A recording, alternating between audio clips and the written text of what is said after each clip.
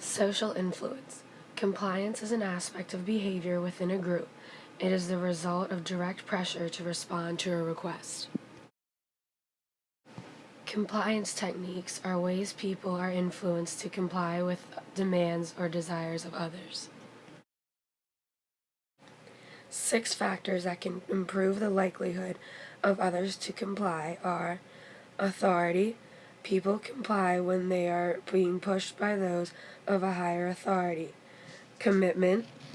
Once people comply to something, they are likely to comply to similar requests.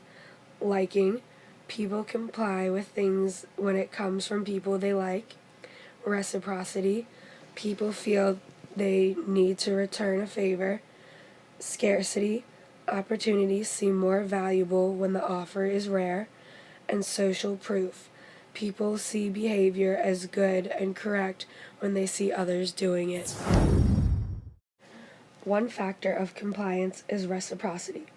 Reciprocity is when people feel the need to return a favor. For example, if you go into a store and the owner is very nice and shows great hospitality, you may feel guilty for not buying anything, so you end up buying something or buying something extra.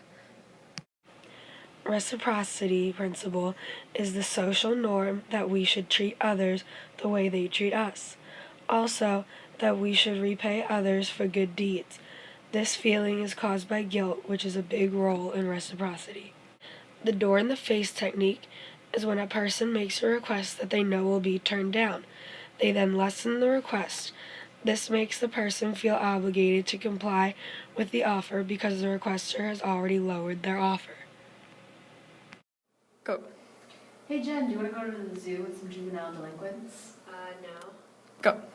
So Jennifer, what would you think about going and spending 2 hours of over 2 years every week with at the zoo with some juvenile delinquents? No.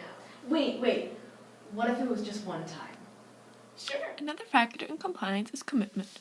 It means that people are being consistent with their behavior and therefore they are more likely to agree to something because they're already committed to it. So when they once committed to something, they will probably do it again.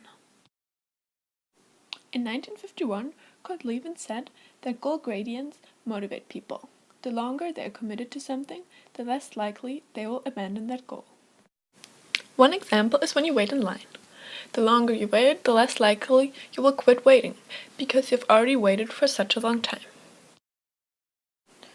A technique that is used is the foot in the door technique. First, you ask for something small so that you have your foot in the door. And then you ask for something bigger, and people are more likely to say yes to that because your foot is already in the door. Here are 2 comics that might explain this better. In the first part, the person asks for money right away, and the stranger immediately says no and walks away. But in the second situation, the person first asks for something smaller, the time, and then for something bigger, the money, and the stranger says yes. Another technique which is really important is lowballing.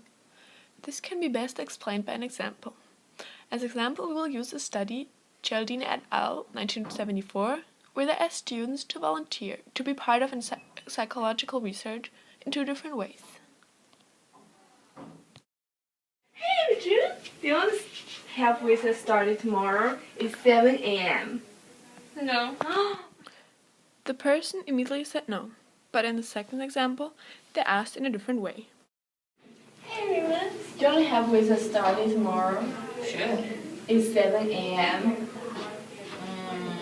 Okay. This time the person said yes, because she was already committed to it.